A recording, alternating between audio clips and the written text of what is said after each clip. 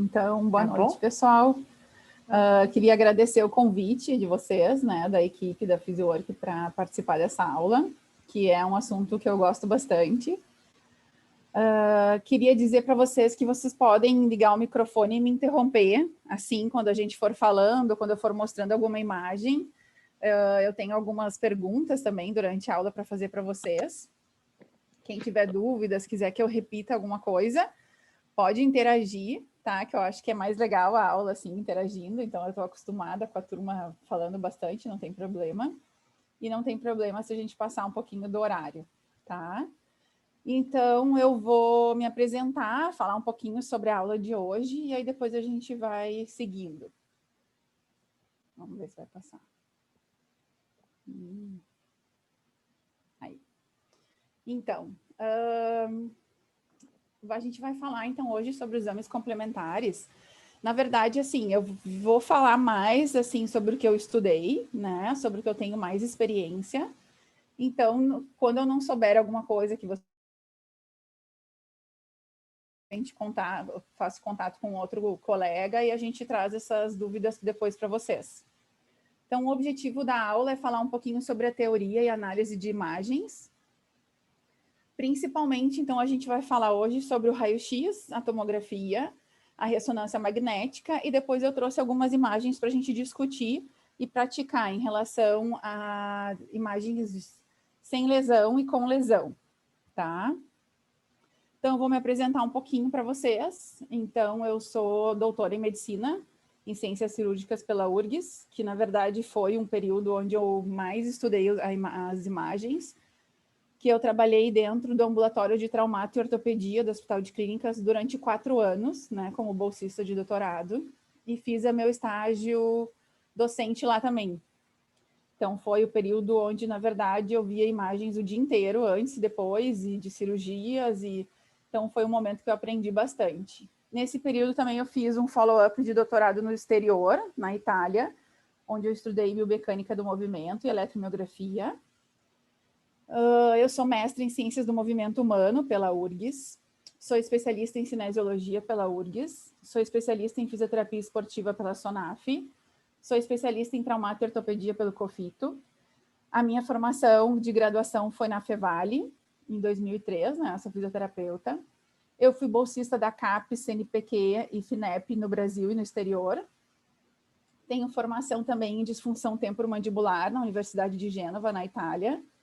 Tenho formação em reeducação postural global pelo Felipe Suchá, formação em terapia manual pela Escola do Salgado, tenho formação de Pilates na PhysioWork, sou expert em biomecânica, dinamometria e eletromiografia.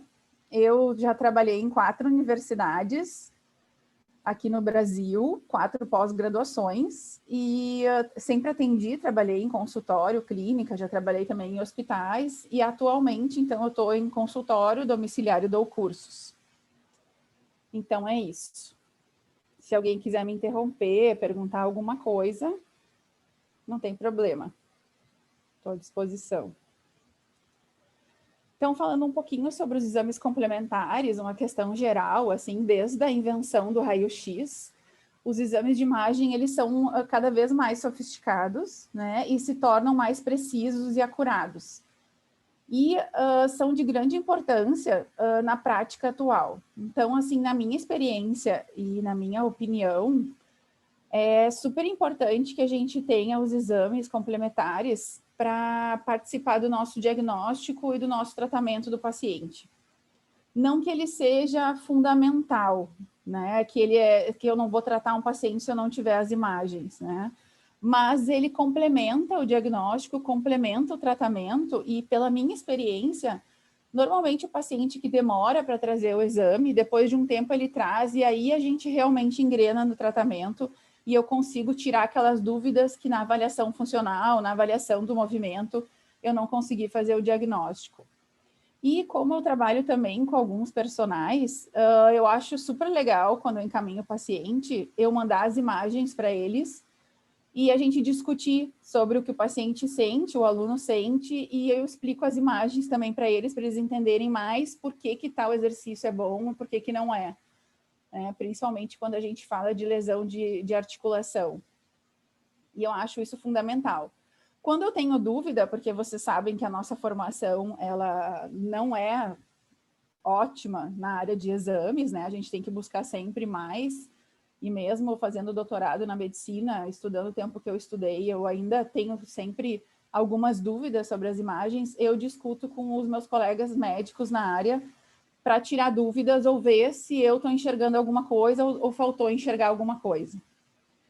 Outra questão importante sobre os exames, e que eu falo muito com os meus alunos, assim, é semanal, acontece, eles mandarem um caso para discutir, aí eu digo, não, tem que fazer um exame para tirar dúvida, e eles mandam um laudo. Ah, o laudo diz que não tem nada. Não, me manda a imagem, né? A gente não confia em laudo, porque normalmente o laudo é feito por um radiologista que não conhece o paciente e não é específico da área, né? Um radiologista geral que vai fazer o laudo do raio-x, da ressonância, da tomo, de paciente de neuro, de paciente da traumato, de paciente cardiovascular. E aí a gente precisa ver a imagem e saber analisar a imagem, né? Então, o laudo não me serve, e eu acho isso super importante, porque normalmente o laudo vem sem nada, ou ele vem só contribuir com alguma coisa que a gente esqueceu de ver, ou o contrário. Então, para mim, é fundamental que a gente tenha as imagens, eu insisto bastante isso com os pacientes. Então, continuando sobre o raio-x, né, ele mostra a avaliação, uma visualização simples do esqueleto, e cada vez ele é mais evoluído, né? Então, a gente tem o raio-x simples e a gente também tem os raios-x digitais hoje em dia. E aí, então, sobre a radiografia digital, ela é mais eficiente do que a radiografia convencional, no que diz respeito ao tempo e espaço, e também sobre a visualização na imagem. Então, realmente é diferente quando um paciente imprime, quando ainda, né, tem alguns hospitais que imprimem a chapa, como se diz, ou se eles trazem, então, para a gente ver a imagem na internet, ou tirar uma foto da imagem, porque daí seria digital, né, bem diferente. Então, a radiologia digital, ela evoluiu bastante, né? Ela tem direto o raio-x e a imagem, e antigamente, então, ele era chamado de um raio-x indireto, onde a gente tinha a luz e a imagem, aí o paciente, né? Raio-x, a imagem que ficou, depois vem a luz e depois vem a imagem. Então, por isso que hoje em dia,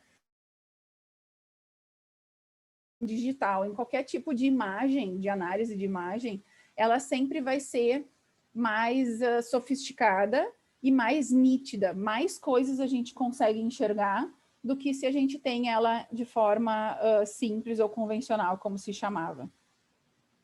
Então, as imagens adquiridas por aparelhos de raio-x, ao invés de utilizar os filmes radiográficos, né, que ainda tem locais que usam e que a gente usava para as fotografias, né, possuem uma placa de circuitos mais sensíveis ao raio-x, que gera uma imagem melhor, né? Então, para o computador, de forma mais visível, e da gente consegue identificar melhor as lesões. Então, aqui, por exemplo, a gente tem, então, uma imagem digital, onde no momento que o paciente, né, está fazendo o exame, é possível já visualizar alguma coisa, né? A gente já consegue saber se foi bom ou não, e também já pode enviar para o profissional da saúde que está cuidando, o paciente pode receber na hora, e já a gente até pode analisar direto pelo programa que faz as imagens, né? Então, para quem trabalha dentro de um hospital ou com uma equipe que tem acesso a uma clínica de radiologia com imagens digitais, tu consegue na hora já visualizar e já falar alguma coisa para o paciente, já imediatamente tratar aquilo que tu estava na dúvida, que tu não conseguiu ver na avaliação anterior, né? Já quando a gente tem que imprimir, leva uns dias, e daí tem o laudo, então já é uma função. E as estações de digitalização, então, elas podem ser perfeitamente instaladas em qualquer unidade, né? Só, claro, o investimento sempre é maior. Então, as vantagens em uma radiografia digital, né? A facilidade de exibição da imagem, claro, a gente consegue analisar na hora, em qualquer lugar, né? No momento, pode ser enviado, pode ser acessado pelo sistema ou pela internet. Tem uma grande vantagem para os pacientes, que é a redução da dose de raio-x. Então, quanto mais digital e mais sofisticada a máquina, menos raios de raio-x vão ser emitidos no indivíduo que estiver sendo avaliado. Então, isso é bem bom, né? Bem importante. Tem a facilidade do processamento de imagem, que ali mesmo a gente pode recortar, colar, pode fazer medidas, que eu vou mostrar depois para vocês umas imagens de raio-x que a gente pode medir direto no equipamento, né, no aparelho que faz a imagem, e a facilitação de aquisição, de armazenamento e recuperação das imagens, né? Então, as imagens digitais não se perdem, elas vão ficar gravadas, e mesmo com anos, os pacientes podem ter acesso ou podem gravar no seu computador, no pendrive, assim, ou numa nuvem. Então, essa é a grande vantagem. Quando a gente fala em PACS, o PACS é chamado de um sistema que proporciona esse armazenamento. E, normalmente, é tipo um pacote, né, de TI, onde a empresa pode contratar, e nesse pacote, normalmente tem todas as opções de todos os tipos de imagem que o hospital ou a clínica pode ter, assim como a gente pode ter um acesso na nossa clínica, no nosso consultório, ou na academia, onde a gente trabalha, onde a gente pode ter acesso direto a essas imagens, né? Então, esse sistema, ele trabalha com tomografia, com ressonância, com ultrassom, com raio-x e com outros tipos de imagem que a gente pode ter acesso. Então, possibilita esse grande armazenamento, visualização e análise das imagens. Então, falei, né, que quais são as imagens que a gente pode avaliar. Então, pode estar em rede de computadores, ele tem um servidor que se chama DICOM, e tem integração entre clínicas, né, sistema e hospitais, e também a gente pode ter no nosso próprio celular ou no nosso computador para assistir também, ver as imagens onde a gente estiver trabalhando. Tem também a possibilidade que a gente pode imprimir, né, se a gente quiser, que normalmente o paciente ainda gosta de ter a impressão, né, mas hoje em dia não tem necessidade. Quando a gente fala em DICOM, então é esse sistema que é um padrão desenvolvido por um comitê que publicou isso, e é uma versão, tem várias versões, mas é uma versão mundial onde vários países utilizam esse mesmo sistema, e independente de qual país a gente for trabalhar, estudar ou receber o paciente com alguma imagem de fora, eles têm esse padrão que eles seguem, que é mundial, e a gente consegue então saber que tipo de imagem foi feita, o quanto de raio-x que foi colocado, quais são as posições que o paciente estava na hora de tirar, de fazer a foto, né, de fazer a ressonância, o atomo. É uma padronização de como realizar os exames de imagem. Como essa padronização é mundial e a maioria dos estabelecimentos usam, então fica fácil para a gente poder saber como funcionam as imagens, né? Poder discutir com outros profissionais da saúde e também discutir com os pacientes, porque são questões reconhecidas e bem estudadas e bem publicadas, né? Então, a imagem ela é obtida através desse sistema, ela pode ser enviada e arquivada para qualquer lugar. Dentro desse sistema, a gente pode fazer medidas, né? E o paciente também pode ter acesso ao sistema e guardar as imagens para ele, que é a maioria dos sistemas que os hospitais agora utilizam. Então, aqui só uma demonstração dessa agilidade que a gente tem hoje em dia, né? O paciente vai lá, faz o exame, a gente pode imprimir na hora, né? Ou a pessoa pode fazer o laudo na hora, e também a gente pode estar no consultório e estar analisando essa imagem. Que eu acho isso fantástico, assim, de tu estar com o paciente e não precisar esperar que ele vá a algum lugar buscar, e aí tu já pode, com ele, abrir a imagem e discutir o que tu tá vendo, né? Eu gosto bastante de fazer isso. Aqui, então, para mostrar como é que é essa imagem, né, do raio-x digital, para fazer as análises, né? A vantagem é que dentro do programa a gente pode ampliar áreas do raio-x, por exemplo, aqui, para a gente tentar entender o que tem ali, né? Como se fosse uma fotografia no celular que a gente pode aumentar e também explicar para o paciente, fazer medidas. Então, é bem interessante. Aqui eu trouxe uma imagem de raio-x, onde a gente consegue ver o filme de raio-x, que seria a impressão, né? E do outro lado, uma imagem, então, de um raio-x digital e analógico, para vocês verem a diferença. Vamos entrar, então, um pouquinho na questão mais prática, assim, de como interpretar o raio-x, né? Não sei se alguém tem alguma pergunta, alguma coisa, pode falar. Então, vou seguir. Nas áreas em que houver muita absorção da radiação, são as áreas que é chocada direto, né, com a imagem, e por isso a imagem, então, ela fica com uma coloração clara, né? Então, é o local onde mais é absorvido o raio-x, é o local que fica mais claro. Então, essas partes, elas são mais duras e densas, né? Então, são os ossos e aparecem mais brancas na radiografia, né? Então, isso eu acho que é básico, assim, que tudo que tiver no raio-x branco, né, absorve mais raio-x, então são normalmente tecidos mais duros e densos, e principalmente são os ossos.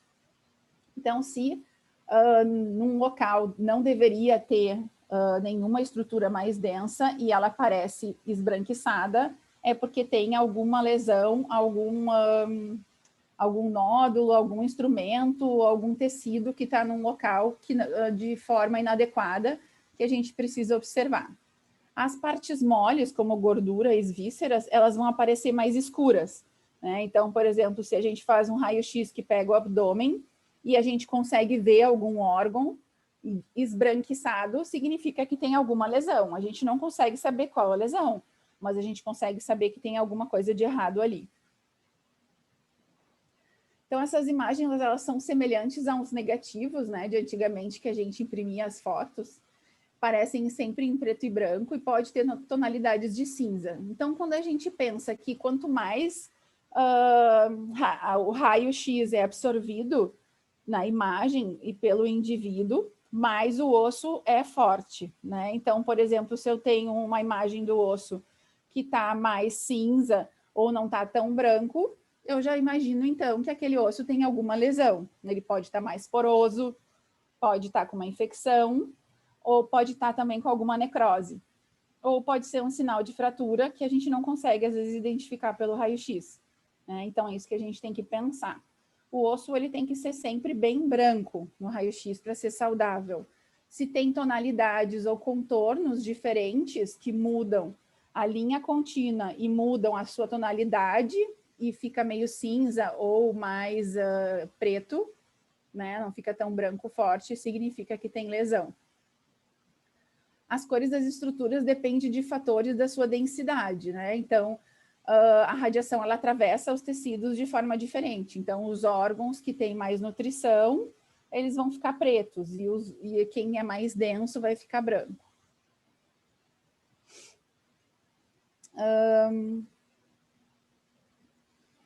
As áreas em que houver muita absorção da radiação, então ela chocará com a chapa, né, com a imagem, e fica de forma menos intensa. Por isso, as imagens terão coloração clara, né? Então, normalmente, quando a gente faz a avaliação do pulmão e ele não está preto, né, significa que tem e está esbranquiçado em algumas áreas, significa que tem alguma lesão, alguma coisa. Ou seja, então as partes duras e densas, como os ossos, vão ficar mais brancos na radiografia. Então, é sobre as incidências, né? Cada local do nosso corpo que a gente for analisar vai ter incidências diferentes, né? Mas como não é bem a área que a gente estuda, né? Normalmente tem o radiologista, que é especialista nas incidências, tem o técnico em radiologia, que também é especialista nas incidências na hora de fazer a imagem, e normalmente quem solicita esses exames são os médicos, né? Apesar de que a gente pode solicitar, e eu tenho tido bastante experiência de convênios que estão fazendo exames solicitado pelo fisioterapeuta, e também hospitais particulares que fazem, então, os exames que eu solicito. Então, normalmente eu já falo para o paciente, tu vai nesse local que eu sei que eles aceitam a minha requisição, e às vezes até eles conseguem reembolso pelo convênio. Então, isso me surpreendeu e eu estou conseguindo bem, assim, solicitar os exames que eu preciso. E aí, cada região do corpo de raio-x que a gente for solicitar, a gente vai ter uma projeção e uma posição que o paciente vai ter que tomar, né? Então, eu trouxe alguns exemplos para vocês, eu não achei todos, e também não ia dar tempo de falar todos, mas normalmente o que a gente é mais habituado a ouvir ou pegar exames de pacientes para analisar, ou o que eu normalmente solicito no consultório, são os raios-x antero-posterior, que é o AP, perfil e aí o oblíquo, né, que a gente utiliza bastante. Então, AP e perfil a gente usa para todas as articulações, praticamente. Coluna, ombro, quadril, eu uso para ATM também, joelho e tornozelo, né? O perfil a gente também pode pedir para essas articulações. E a outra questão é o oblíquo, né? O oblíquo é quando a gente pede, então, para ver a articulação na diagonal, ter duas incidências, né? Então, ela pode ser uma incidência anterior, posterior, e tem outras articulações que a gente consegue ver outras posições. E tem a questão também das incidências de o paciente fazer o raio-x com carga ou sem carga, né? Que seria um é o paciente deitado e outro é o paciente em pé. E tem outra que a gente pode pedir também ao paciente com abertura ou sem abertura. Pode ser da ATM ou de outras articulações, né? Com abdução ou adução. Tá? Então, se a gente tem essa necessidade de ver algum local específico daquela articulação que a gente está na dúvida, a gente pode pedir essas incidências diferentes, tá? Aqui eu trouxe uma imagem, então, do ombro que eu encontrei, que a gente consegue ver, então, que, na verdade, o ombro tem 6 tipos de incidências de raio-x, né? E, normalmente, o que a gente recebe no consultório e o que eu peço de ombro é anteroposterior e oblíquo, né? Eu gosto de ver o oblíquo porque a gente consegue ver a parte inferior da articulação, que às vezes você tem uma artrose mais na cavidade inferior, com o oblíquo é melhor. E essas são, então, as incidências dessa articulação, e todas as articulações a gente pode pedir uma incidência diferente, dependendo do nosso objetivo da avaliação. Aqui, então, também são 3 incidências diferentes, né? Que a gente, além daquelas 6 ali que eu mostrei para vocês, a gente também pode pedir do ombro, o ombro em posição neutra, né? Que aqui são 3 raios-x AP, só que o primeiro é AP com posição neutra. Desculpa, o do meio é AP com posição neutra. O do lado é AP com rotação interna. E o do outro lado é AP com rotação externa, né? Então, depende do que a gente quer visualizar. A gente pode... Sim. A gente pode pedir. Alguém ligou, acho que o microfone sem querer. Acho que agora dúvida, fechou, pessoal? Né? Alguma dúvida? Tá, eu trouxe aqui um outro exemplo, que paciente que tem artrose de quadril, a gente precisa pedir essa incidência, que é com abdução total e rotação externa, que normalmente é a posição, então, que a gente tem mais impacto da articulação e a gente consegue visualizar se esse paciente, então, tem impacto ou não, né? E essa incidência a gente não consegue pedir com carga, tá? Só sem carga. E aí vocês conseguem observar, então, aqui a posição do paciente, né, para fotografar. E aqui, então, a gente vai ter bem essa abertura total em relação ao do fêmur, em relação à pelve, e a gente consegue observar, então, se tem lesão também em abertura, né? A gente não vai ver ela só, o paciente em pé, ou só com os membros inferiores estendidos e relaxados, a gente vai conseguir ver com essa posição de abertura total. Então, vou já explicar um pouquinho aqui. O que é importante quando a gente vai analisar, então, o raio-x, né? A gente falou sobre o osso ser branco, né? Ele tem que ser muito branco para ele ser saudável, e o restante, ele vai ser, então, a gente está vendo aqui os órgãos, né? Músculos, ligamentos, órgãos internos mais cinzas, e onde tiver ar, a gente vai ver tudo mais preto, né? Então, se o ar está diminuído, ou a gente vai ver só cinza, ou se tiver ar, a gente vai ver mais preto. E se a gente olha esse raio-x, que sim, a imagem é ruim, porque a gente não está com ele no equipamento digital direto, né? Mas a primeira coisa que a gente observa é que esses ossos, né, essas partes brancas aqui, elas não são brancas fortes, né? Tem partes mais brancas e partes menos brancas. Então, por exemplo, se a gente observar esse lado aqui do fêmur, a parte do meio dele é um branco que quase é meio cinza.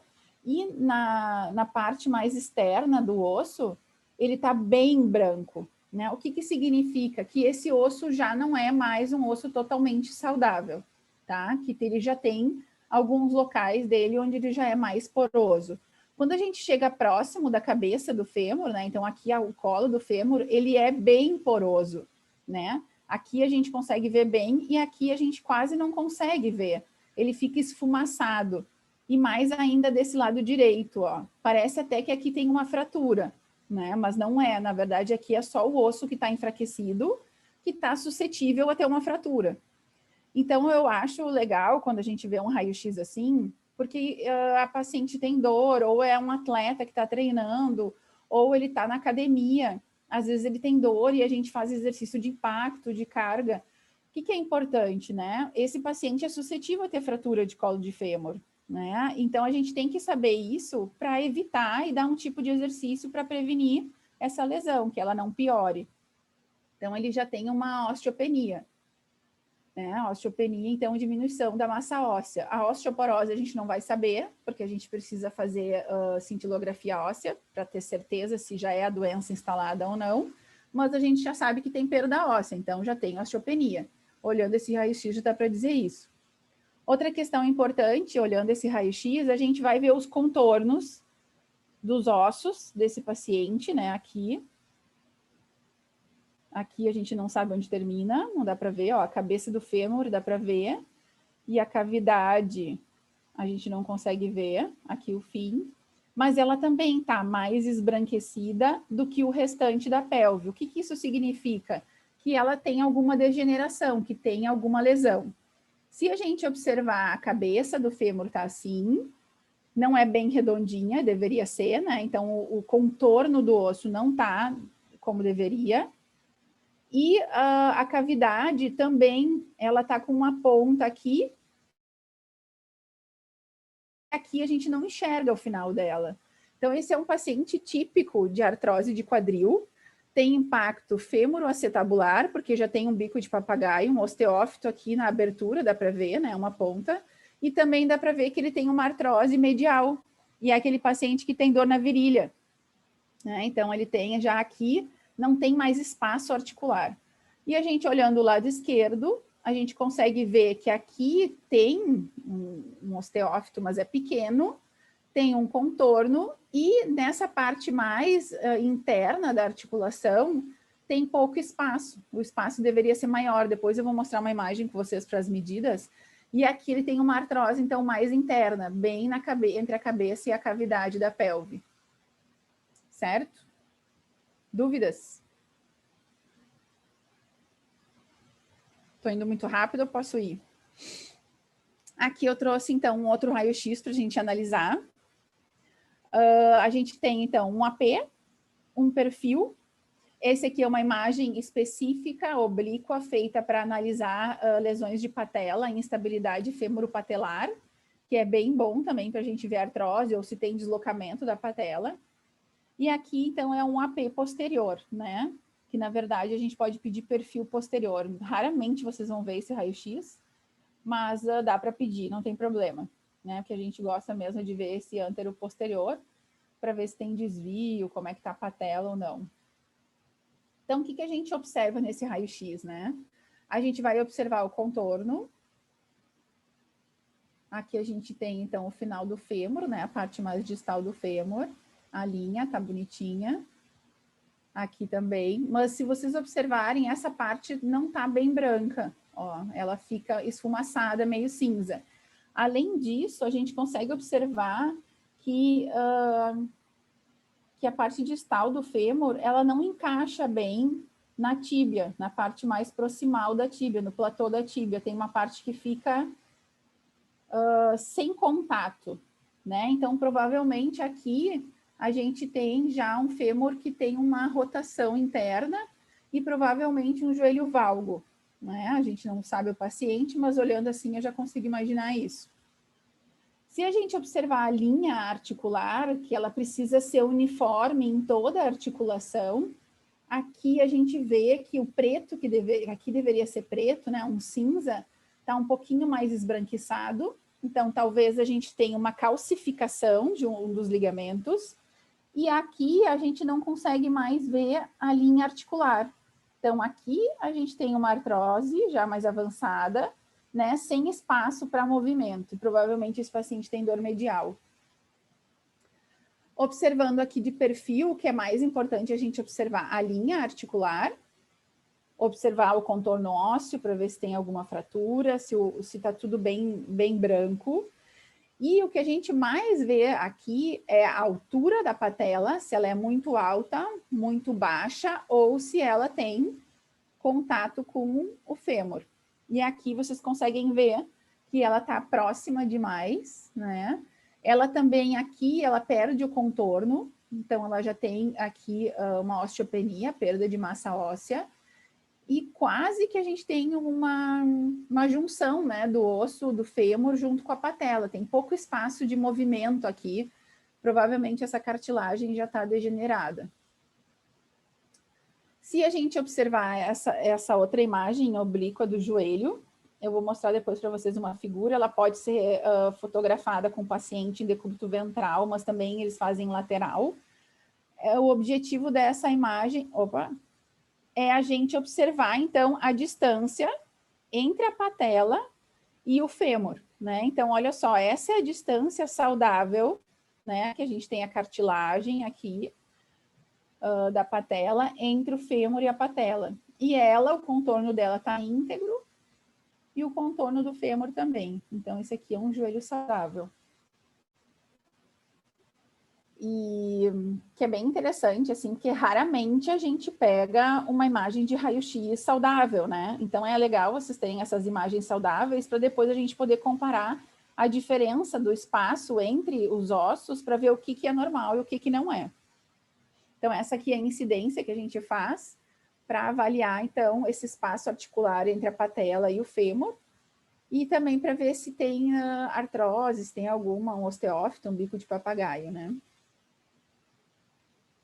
Aqui é um outro tipo de incidência, que também a gente consegue avaliar, então, a patela, só que a fotografia, então, posterior. E aí a gente consegue também avaliar se tem alguma lesão. Aqui eu trouxe uma outra imagem de raio-x, onde a gente, é chamada de escaniometria. Então, eu tenho vários tipos de escaniometria para mostrar para vocês. O que é escaniometria?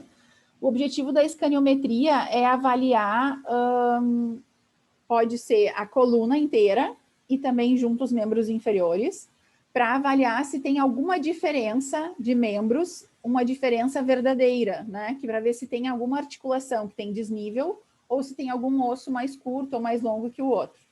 Então, alguns locais fazem a imagem do raio-x inteiro, né? Desde a cabeça até os pés, que eu acho que eu tenho uma aqui para mostrar para vocês.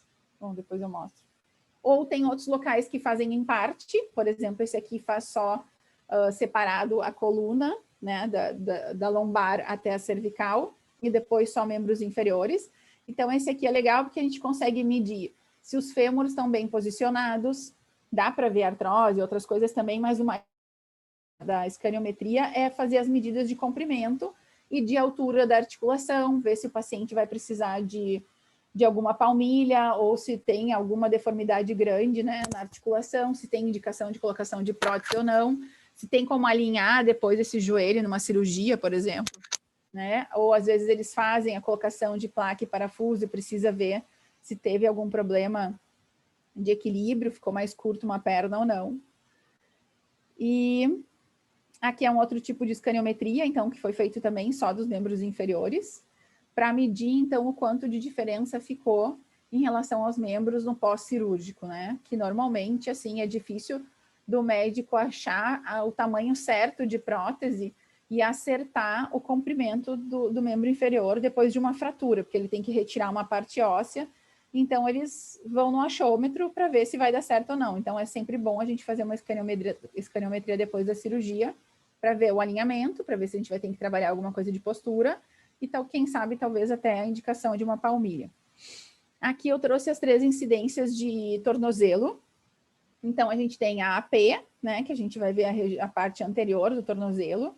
A gente tem a perfil, que também a gente pode fazer oblíqua, que a gente vai ver mais lateral.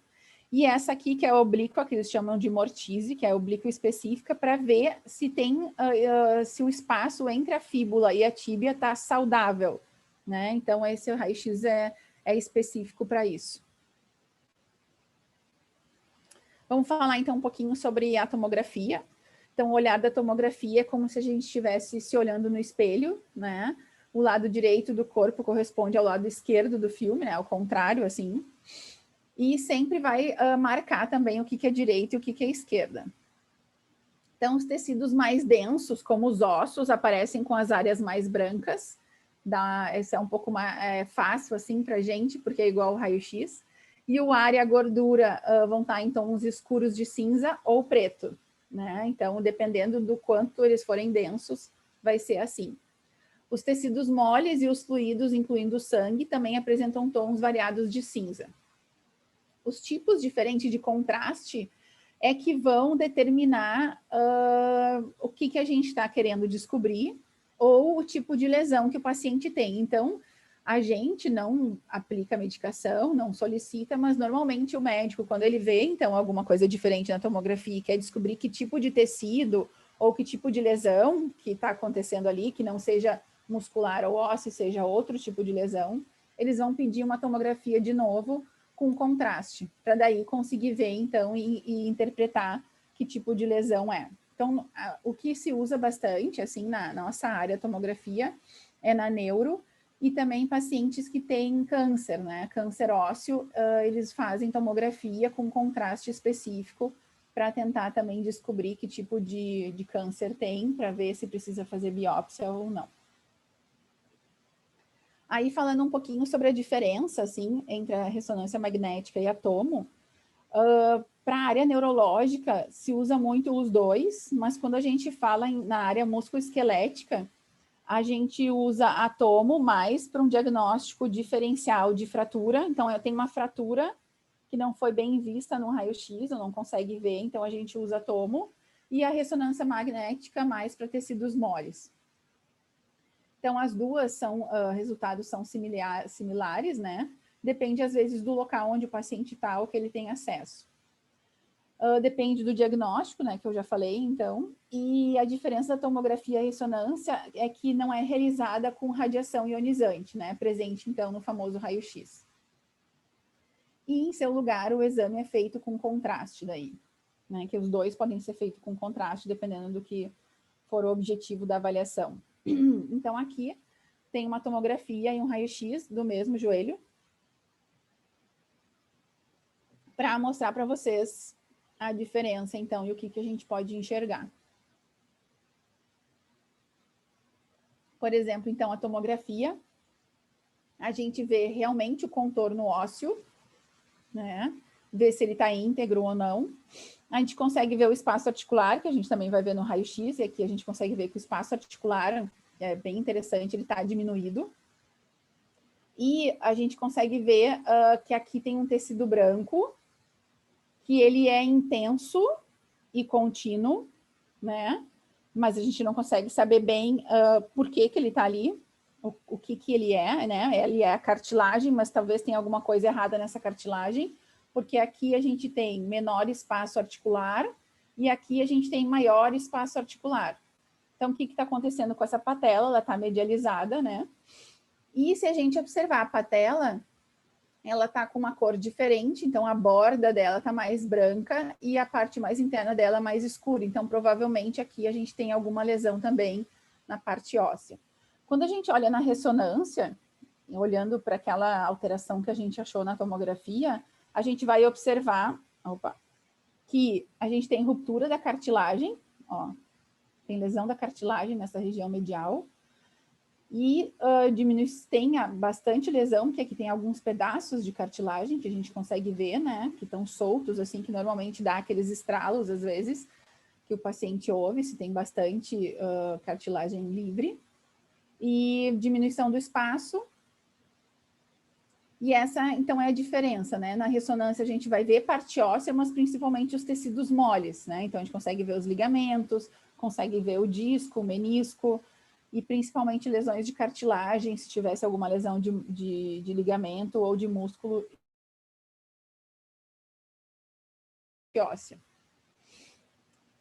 A ressonância, então, ela tem vários cortes, tem várias incidências, né? A gente não vai conseguir falar sobre tudo isso, mas normalmente a gente avalia a sagital, que é a mais fácil da gente interpretar, e eu também gosto mais dela, porque é mais fácil da gente ver, né? Que a gente vê a articulação, ou a gente vê aquele segmento de perfil. A coronal, então, que tu vê o paciente como se ele fosse de frente, né? Estivesse enxergando o aluno ou o paciente de frente. E a axial, que é o corte, que é como se a gente estivesse vendo uma área de secção transversa, né? Vários pedaços, então, do crânio, vários pedaços do cérebro, ou vários pedaços da articulação, ou até se for feita de algum osso ou órgão. Aí, trouxe alguns exames para a gente discutir. Não sei se vocês querem, de repente, fazer pergunta agora. Ou a gente pode entrar em análise de alguns exames.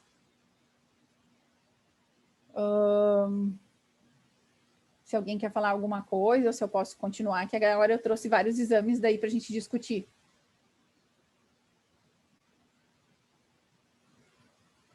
Oi, Cíntia. Por enquanto aqui não tem, o pessoal não escreveu nenhuma pergunta, só que tudo certo, tá tranquilo, prestando atenção, tudo certo, está tudo certo, então acho que Tá. podemos seguir. Posso ir falando, então, continuar falando? Pode sim, vai lá. Tá. Então, eu trouxe algumas imagens para mostrar para vocês. Então, por exemplo, essa, né, era mais assim para vocês tentarem descobrir o que são essas imagens, né? Então, aqui a gente tem uma... A gente falou antes, então a parte mais branca são as partes, então, ósseas. Quando ela está preta, então a gente tem o ar, e algumas regiões, assim, onde está mais cinza, esse ar não está circulando bem, né? Que é aqui nessa região. Mas, basicamente, esse é um raio-x para a gente visualizar o pulmão. Aqui, então, a gente tem 4 tipos de tomografia diferente do tornozelo. E é bem interessante porque a gente tem uma tomografia simples, uma tomografia com reconstrução 3D, aqui é uma tomografia AP, né? E aqui é uma tomografia com corte sagital, né? Que é a área de secção transversa que eu falei para vocês, né? Vai passar a faca assim no tornozelo. Então, o que acontece? Num exame simples, a gente consegue ver que talvez tenha uma fratura nessa regiãozinha aqui, medial, lateral, desculpa, do tornozelo. Mas, quando a gente tem alguma dúvida de uma fratura ou da extensão dela, ou se ela é muito interna na articulação, que isso é bem comum no tornozelo, a gente pode pedir, então, a tomografia com reconstrução, que a gente vai conseguir ver todos os pedaços da fratura, as bordas, né, aqui bem distal, né, aqui medial, então a gente tem 2 pedaços mediais, aqui lateral, e também entre a tíbia e a fíbula, a gente tem alguns pedaços dessa fratura. Porque se a gente for olhar só aqui em cima, parece ser uma coisa bem simples, né? Aqui a gente vê que é bem mais complexo. Quando a gente pede a tomografia sagital, a gente vê que realmente é bem complexo, porque a articulação está bem afetada, né? A carga desse tipo de paciente não pode ser tão precoce e vai ter que ser feita cirurgia porque teve separação dos ossos, né?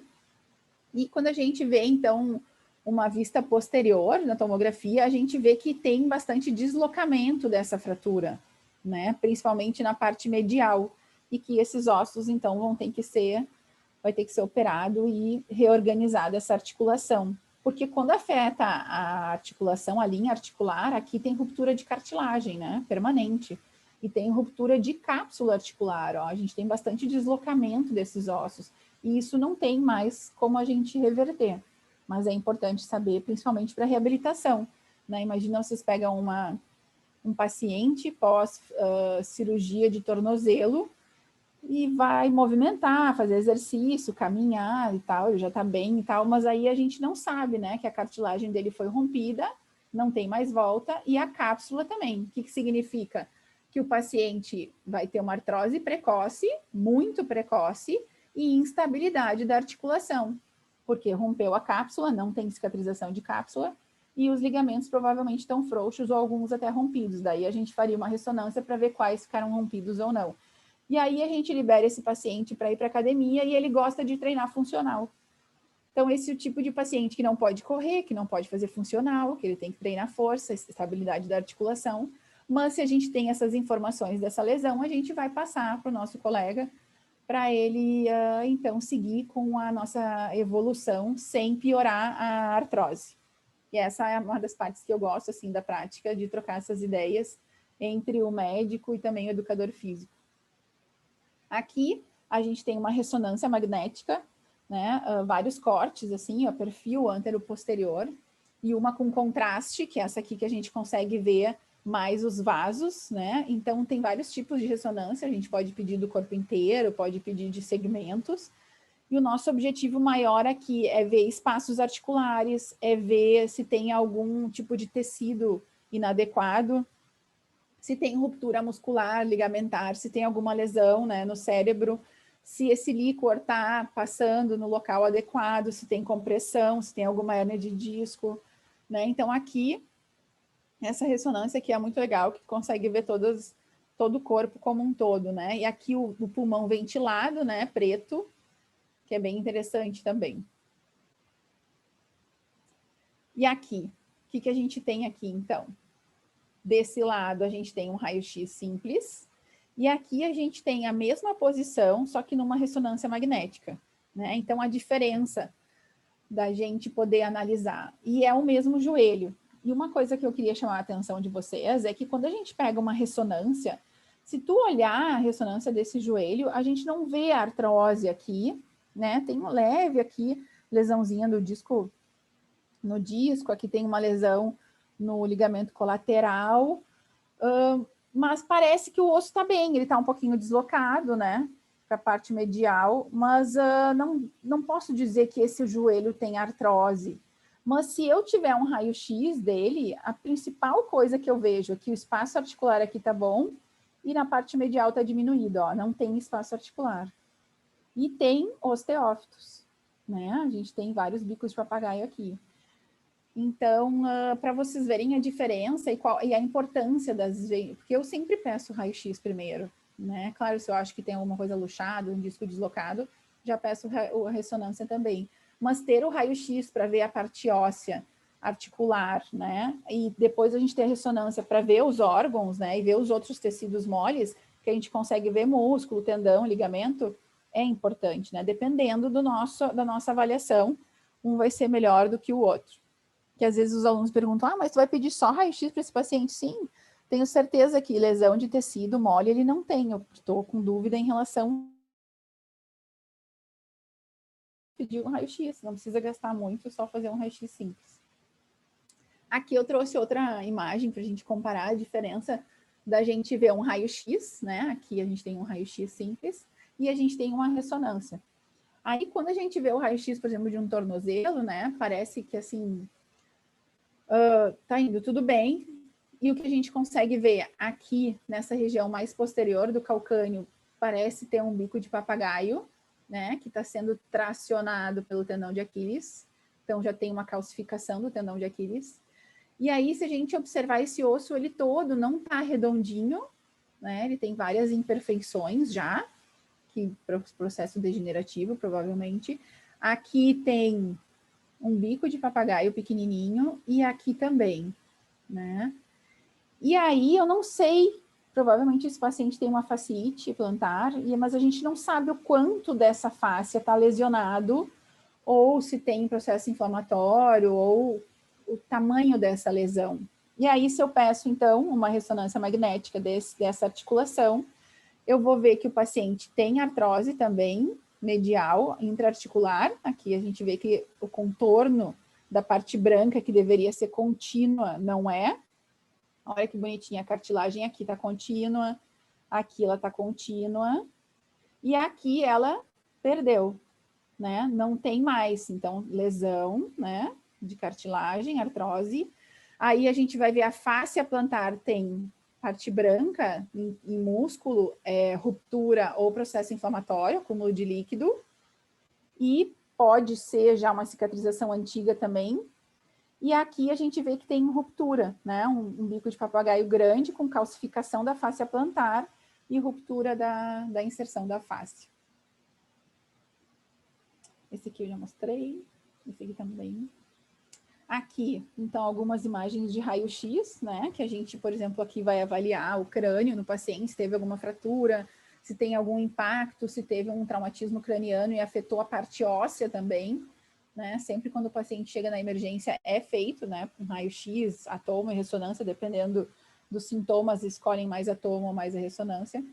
E aqui, esse raio-x também, a gente pode avaliar a ATM do paciente, né? O paciente com a boca fechada e aberta, normalmente a gente pede para avaliar, e avaliar, então, a articulação da ATM. E perfil, né? E antero-posterior. Aqui eu trouxe várias imagens, assim, de raio-x simples, né? Para vocês observarem. Então, todas essas são saudáveis, né? Sem lesão. Porque é super importante a gente saber o que é normal para depois a gente poder avaliar as alterações. Eu queria perguntar uma coisa lá atrás. Pode perguntar, deixa eu ver se eu te acho aqui. Do tornozelo, que nem ali a talo-calcâneo, né, que a articulação tinha uma artrose, era isso? Sim. Mas na outra imagem, aqui. Essa aqui. No caso, isso aqui, sendo um paciente teu e você pede isso aqui você considera um tratamento, tu vai primeiro tentar conservador ou tu vai ver a opinião do médico sobre fazer uma intervenção, digamos, porque esse tipo de coisa aqui é bem chatinha, né? Sim, é crônico, vai piorar, não pode ter impacto, né? Não vai mais caminhar, correr, não pode saltar no funcional, vai fazer bicicleta, né, de exercício, mas aqui a gente pode tentar cicatrizar a fáscia plantar, principalmente com o uso de laser e terapia manual. Aqui a parte óssea a gente nunca vai conseguir tirar, né? Bico de papagaio não sai, mas a gente pode melhorar esse tecido. E qual é o outro objetivo que a gente pode ter aqui? É fortalecer a fáscia, né? A musculatura da sola do pé, para que passe esse desconforto desse bico de papagaio. Porque quanto mais forte for a musculatura ao redor e mais estável os ligamentos, menos dor o paciente vai ter e menos vai inflamar. Além de usar sapato confortável, né? Não pode caminhar de rasteirinha, que não é bom nesse caso, porque machuca mais. Sim. E em relação a essa artrose aqui, é o impacto, né? É a carga que vai piorar. Então, também o nosso objetivo é fortalecer o tornozelo, muita força do tornozelo para diminuir a sobrecarga na articulação. Né? Então, aqui a gente pode até trabalhar pouco tempo e mandar mais para o educador físico, com essas orientações e com a imagem, porque o objetivo aqui é só ganhar força para estabilizar a articulação e diminuir a carga. Só para não piorar a artrose. Artrose. Né? E eu prescrevo suplemento de cartilagem também, porque meus pacientes melhoram bastante, assim, com suplemento associado ao treino de força, né? Mas se não melhora, tem que fazer cirurgia. O problema é que a cirurgia não vai resolver o problema, ele vai voltar de novo. Vai criar outros problemas, não é? Isso. Então, normalmente eu faria isso. Não sei se é que assim, diferente. Eu entendo de imagem, assim, de certa forma razoável, mas eu não consigo, por não ter esse conhecimento, imaginar qual é o tipo de exame que eu vou pedir, né? Então, eu prefiro sempre que o médico peça por questão de costas quentes, como eu falo, né? Eu me sinto mais segura sendo médico para não fazer o paciente gastar o dinheiro por uma coisa que eu não tenho certeza do que eu possa pedir, né? Sim. Então, a impressão que eu tenho, assim, é que para se fazer esse tipo de coisa, de já pedir o exame que eu quero, eu tenho que ter um curso específico disso, né? Sim, talvez mais, quer dizer, mais experiência, ter mais conhecimento, né? Eu não acho dificuldade em identificar muitas coisas. Tem coisas que eu não sabia, assim, que tu foi mostrando e eu não sabia ver, porque eu não tenho um olho tão assim, treinado. Mas eu realmente não me sinto segura de pedir exames. Eu acho que para isso tem que ter uma especialização, né? Sim, que pode ser um curso, que é difícil a gente ter cursos na área, né, para fisioterapeuta, mas talvez mestrado, doutorado, que foi o que eu fiz, né, que eu fiquei 4 anos só estudando, Mas, porque eu acho legal a gente saber isso para poder discutir com o médico, porque, assim, várias vezes eu vejo uma coisa, ele vê outra, né? Então, se o meu paciente está fazendo acompanhamento com o médico, eu digo, olha só, eu pedi um raio-x e eu vi isso aqui. Dele, não tinha visto isso, vamos pedir uma ressonância para ver se não tem mais alguma coisa ali. Não, isso aí, vamos, que bom que tu vai pedir. Né? Então, poder ter essa discussão e evoluir com o paciente, né? Por exemplo, se ele está fazendo acompanhamento com o médico, eu não vou eu sozinha prescrever um suplemento de cartilagem. Eu falo com o médico, olha só, eu faria isso, isso, isso, né? O que o senhor acha? Vamos prescrever um suplemento? Vamos encaminhar ele para manter a atividade física com reforço, que é isso que precisa? Não, isso aí, Cíntia, joia, vamos, esse é o caminho. Ou não, vamos esperar um pouquinho, não vamos dar suplemento, porque é muito jovem ainda, né? A gente não sabe se para os jovens é bom e tal.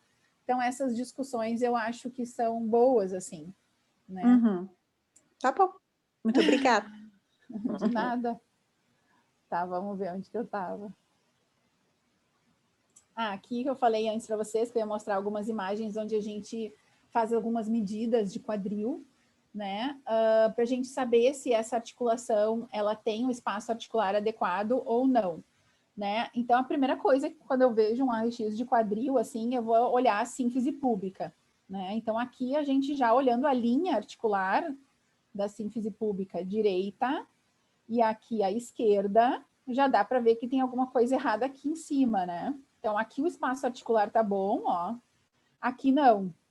E também, a outra coisa que a gente consegue ver é que já tem um desnível do quadril aqui na sínfise púbica, que é bem simples de ver, né? Então, a gente vê que o lado esquerdo termina aqui, ó, nessa altura. Eu gosto de fazer um risco aqui no raio-x do paciente. E o outro lado está aqui em cima, né? Então, tem uma artrose, tem desgaste articular e tem desnível pélvico. Isso já é certo. Aí, a gente vai ver o resto da articulação. O que a gente vê, assim, que esse lado, né, aqui da pelve, a gente está enxergando mais do que esse lado. Parece que aqui é maior do que esse lado aqui. Então, provavelmente, esse paciente está com rotação, certo? Eu vejo mais o lado direito do que eu vejo o lado esquerdo. Esse aqui está posteriorizado e esse aqui está anteriorizado, que condiz um pouco com o que a gente está vendo aqui na sínfise púbica.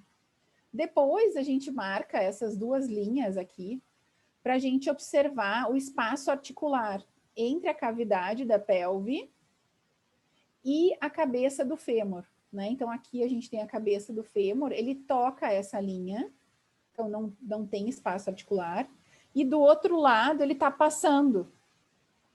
Então, a gente já vê que tem artrose, tem diminuição do espaço articular, que esse paciente precisa de ajuda, né?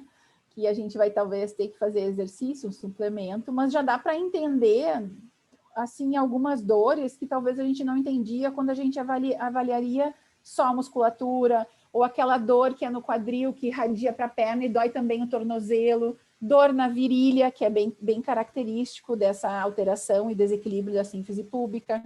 E aí, sem falar que quando a gente começa a avaliar a pelve, a gente olha aqui, bico de papagaio, né, os osteófitos, e tem uma mistura de osso aqui, da cabeça do fêmur com a cavidade, né? Tem quase uma ligação completa, e o outro lado não tanto, mas Esse cantinho primeiro não dá para ver que tem a tua imagem na frente.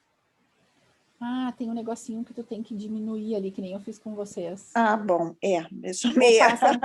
Ou passa para o outro lado. Eu também Como diminui é que eu vocês.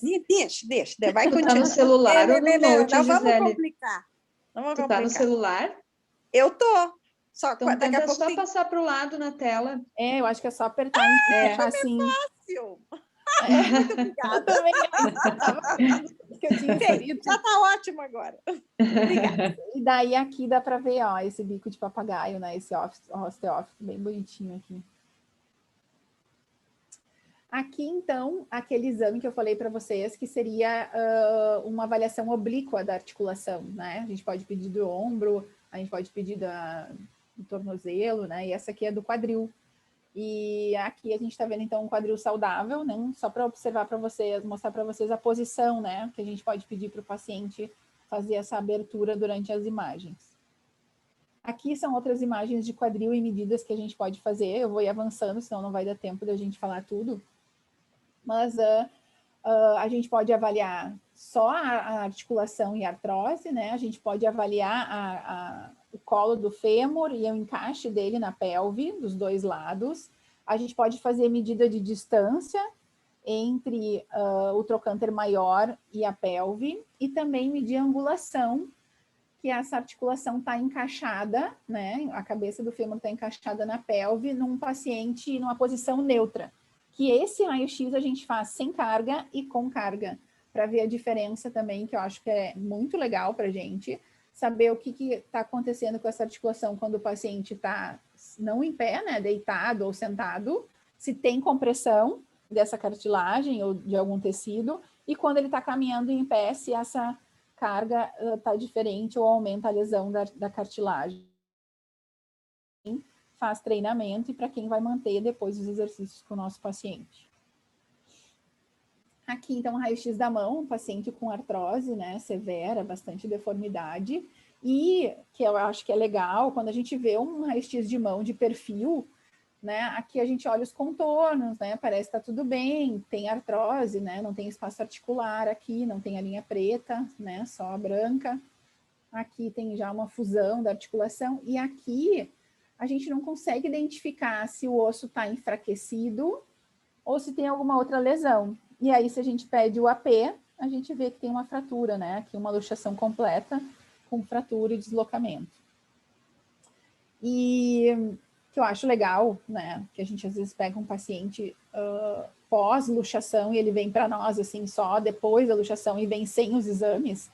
Mas aqui, se eu vejo um exame de um paciente que teve luxação do dedo e que aconteceu isso, o que eu sei que aconteceu, né? Ruptura dos ligamentos e lesão de cápsula completa. Isso aqui, a cápsula nunca mais vai existir, né? Então, eu preciso tratar a cicatrização para depois, então, ir ganhar mobilidade, mas e inflamação, né, que vai ter bastante nessa região.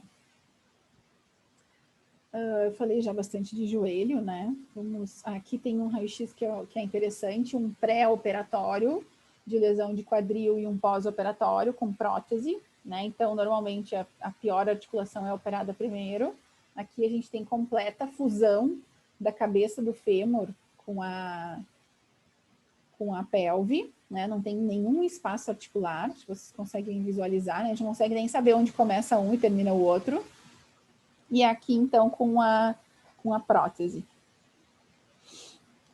Falando um pouquinho da cervical, né? O nosso, é bom a gente lembrar da posição normal, mas esse raio-x, então, o que ele mostra principalmente, né? Que a gente tem uma retificação cervical, né? Ó, tá, as vértebras estão todas alinhadas, deveriam estar mais curvadas. E aqui a gente também consegue ver que o branco do osso, ele é diferente, né? Então, por exemplo, aqui está meio cinza e aqui está bem esbranquiçado.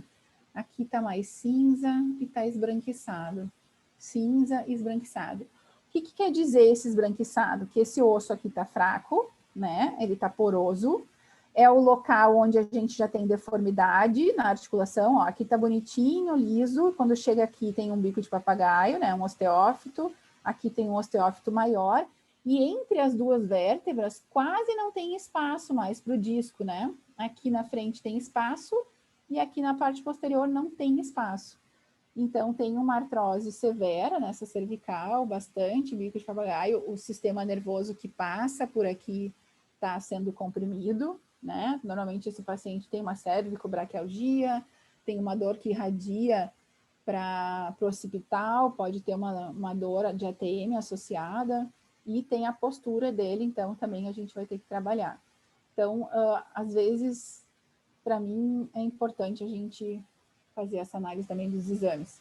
Aqui, aquelas incidências que eu falei para vocês de um tornozelo pós-cirúrgico, que é fundamental a gente avaliar a distância entre o epicôndilo medial da tíbia e o calcâneo, né, para ver se aqui ficou espaço articular suficiente para a gente movimentar depois com o paciente, e também a presença de artrose, né, que é bem comum em pacientes que têm fratura e lesões de tornozelo com cirurgia.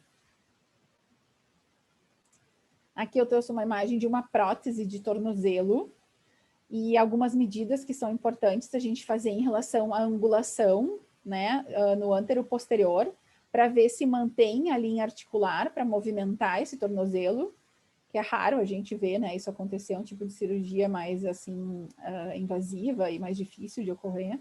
E aqui numa vista de perfil. Aqui, então, uma fratura, né, de cotovelo, que a gente vai olhar a linha óssea, né, mais externa, e a gente consegue visualizar bem ali a fratura, e cominutiva, né. Aqui, a gente avaliando, então, uma tomografia de tornozelo, que se a gente olhar de perfil, antero-posterior, a gente não vê a fratura, mas num corte sagital a gente visualiza aqui a fratura, né? Então, aqui o osso, tecidos moles, osso, e nesse corte tem a fratura aqui com deslocamento. Aqui é um raio-x de um tornozelo com artrose, que a gente só identifica essa artrose na tomografia. Né? Então, às vezes, a gente fica tratando um tornozelo que, né, tem dor, não sabe o que é, mas se tu for visualizar na tomografia, tem processo já degenerativo dos ossos, né, aqui, tem osteopenia, e o paciente tem bico de papagaio bem importante, né, e aí não melhora com a fisioterapia, mas é que a gente tem que ir mais a fundo na investigação. Aqui é uma tomografia 3D do tornozelo, que eu acho bem legal, para a gente avaliar. Eu trouxe aqui, então, uma tomo de pulmão, para a gente, então, quando a gente visualiza, né, toda a região que tem o ar, a parte óssea, que é o que a gente vê muito também na tomografia, e as alterações, então, tem alguma coisa errada nesse pulmão. Aqui, quando a gente vê uma tomografia de crânio, né, então, a parte óssea bem esbranquiçada, líquidos em preto e os órgãos acinzentados, né? Então, a gente vai comparar os tamanhos, se tem alguma descontinuidade do tecido, né? Mas, principalmente, se aparece alguma massa estranha, que aí isso tem que ser investigado, principalmente pelo médico. Aqui, então, um corte sagital do pulmão, que agora, né, tá bem famoso esse raio-x, com as consolidações do COVID. Então, ele não tá muito ventilado, porque não está todo preto, né? A gente tem algumas consolidações aqui. E a parte mais ventilada é nos alvéolos bem aqui. Só o resto a gente não consegue ver muita ventilação. E a parte óssea externa. Uma tomografia 3D do quadril, né? Que a gente pode pedir também, é bem legal de ver. Esse aqui eu já falei. Aqui, esse tipo de raio-x para a gente ver a altura da patela, né? Uma patela normal, uma com uma mais rebaixada e uma mais alta, que dá instabilidade. Aqui uma fratura de tíbia proximal, que aqui quando a gente faz uma tomografia a gente consegue ver quantos pedaços ela foi fraturado, inclusive na linha articular, que às vezes no raio-x não aparece, né? Então aqui tem comprometimento de cartilagem, com certeza, e talvez até ruptura ligamentar. Aqui uma tomo 3D também de joelho, que é bem interessante para a gente ver a parte óssea. Às vezes tem fratura de pequenos pedaços da patela e a gente consegue visualizar aqui, ou também fratura da tíbia e fíbula. Aqui, então, a gente tem uma tomo simples do joelho, de perfil, e duas tomos, então, com reconstrução 3D. Uma anterior-posterior e uma de perfil. Né? E aqui a gente consegue observar uma coisa que aqui a gente vê na tomo, mas no raio-x a gente não consegue, e na tomo 3D a gente consegue ver que provavelmente tem uma ruptura aqui do tendão patelar com avulsão óssea. Né? Bem interessante essa imagem. Uma tomo lombar, né? É raro a gente pedir assim, mas é porque a gente vai ver principalmente a parte óssea, que a gente vê no raio-x. Mas a gente consegue ver que as vértebras, elas têm uma falha, ó, aqui, tem diminuição do espaço articular e tem bico de papagaio. e aqui praticamente uma compressão nervosa completa, e aqui uma fusão da vértebra completa. Aqui comparando, então, o tomo simples com a tomo 3D, né? A diferença da gente ver essa reconstrução articular, né? E poder analisar isso e discutir com o médico, com o paciente. Essa imagem, então, de ressonância que eu queria mostrar para vocês quando a gente tem uma lesão de uma necrose óssea, né? Então, aqui a gente tem o osso inteiro, né? A linha articular, e quando chega aqui ele fica mais esbranquiçado, e aqui mais esbranquiçado. Então, provavelmente nessa região aqui tem muito impacto nessa articulação e tem microfraturas, né? A necrose óssea nada mais é do que microfraturas e que está avisando que vai virar uma fratura grande se continuar caminhando ou dando impacto, né? Então, é isso que significa quando a gente vê uma lesão assim, são microfraturas, mas ainda não formou uma fratura completa, então a gente chama de osteonecrose. E aqui dá para ver uma lesão da fáscia plantar, né, que está sendo sobrecarregada por esse osso que está começando a deslocar distalmente. Aqui, então, uma ressonância lombar. E aí é bem interessante porque a gente vai observando, então, o contorno dos corpos vertebrais. E aqui, né, se vocês observarem, tem uma hérnia anterior. Ó, bem interessante essa imagem, assim, é mais diferente. Não é o que a gente vê mais comum. Tem diminuição do espaço articular posterior, mas essa hérnia aqui é anterior. E aí, se a gente vai olhando na continuidade depois, a gente vê que a parte mais inferior já tem aqui uma outra hérnia, então, posterior, que é o início do extravasamento, bem leve, mas é inicial. Aqui o que eu queria mostrar para vocês, principalmente, é essa hérnia aqui, né? Então, uma hérnia posterior, ó, aqui está o disco, compressão, uma hérnia posterior quase causando compressão completa, ó, da medula. Porém, essa hérnia, ela também é anterior, ó, ela extravasou para a parte anterior, de tanta compressão que ocorreu aqui. Pode ter sido por uma queda ou impacto. Esse a gente já falou, né? Uma ressonância do joelho, onde a gente consegue ver principalmente os ligamentos, a inserção muscular, a integridade dos músculos, dos ligamentos, né? Medial, lateral.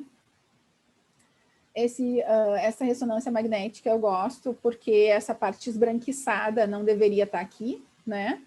Ela não é o normal, né? Então deveria ser dessa cor, esse tecido, a cartilagem, acinzentado. O branco quer dizer que tem um sangramento, ou, né, excesso de líquido, um hematoma. Então pode ter uma ruptura parcial da cartilagem, aqui, ó. Talvez aqui a inserção do quadríceps também tem algumas lesões, algumas pequenas rupturas. E se a gente olhar aqui... Pode falar. O que é o branco? O branco aqui é líquido. Ah, sim, entendi. Tem líquido, tem sangue, né? Tem, Talvez sim, tenha entendi. uma ruptura. Isso. E aí Tá bom. aqui a gente também tem líquido, né? Quando fica branca porque tem algum sangramento, algum edema, algum hematoma. E a gente tem, então, esse processo inflamatório grande nessa articulação. Aqui a gente vê também essa lesão estendida nessa região, ó. Eu consigo ver que aqui tem bastante sangramento, e aqui a gente consegue ver que tem quase uma avulsão do reto femoral na patela, né? Então, aqui é uma ressonância magnética com contraste, que a gente consegue, então, identificar melhor as estruturas que tiveram lesão, né? A lesão que a gente viu numa normal dos ligamentos é parcial, tá vendo que a parte branca aqui é que tem lesão, é parcial, não é completa, mas quase que a gente tem uma ruptura completa aqui do tendão do reto femoral. Aqui é o corte, né, antero-posterior, que na verdade se chama coronal, mas quando a gente solicita, a gente pede AP, que a gente já falou. A ressonância do quadril, que a gente vê nesse quadril na ressonância, né? O contorno ósseo a gente já olhou no raio-x, mas a gente pode dar uma olhadinha nele. E aí, o que a gente vê, visualiza aqui, né? Que a gente não tem mais essa continuidade. Então, aqui provavelmente tem uma lesão, talvez uma displasia de quadril, que é bem provável, né? Que a cabeça do fêmur está deformada, que provavelmente se o paciente não era obeso ou não era atleta de alto impacto, ele nasceu já com esse problema. E aqui a gente tem essa parte esbranquiçada que tem lesão de tecidos moles, né? Tem lesão de tecidos moles aqui, tem lesão de tecidos moles aqui, tem lesão de tecidos moles aqui, né? Então é isso que a gente consegue visualizar nesse quadril direito. Aqui, uma ressonância magnética normal e uma ressonância que eles chamam de artrorressonância, né? Que é com o contraste. Então aqui a gente visualiza que tem sangramento, que tem lesão de tecidos, que aqui não tem espaço articular, que a cabeça está deformada. Mas, fazendo com contraste, a gente visualiza a quantidade de sangramento que tem e processo inflamatório, né, dentro da articulação. Isso é bem importante para nós, né? Aqui eu trouxe uma ressonância lombar, para a gente observar um sacro deslocado, né, posterior, quase comprimindo totalmente a medula, e provavelmente com uma fratura de vértebra que a gente só vai ter certeza dessa fratura fazendo uma tomo, né? Porque na tomo, que a gente pode pedir que o tomo com reconstrução, a gente vai enxergar se esse fragmento é 1 ou 2, ou, né, como é que ele tá.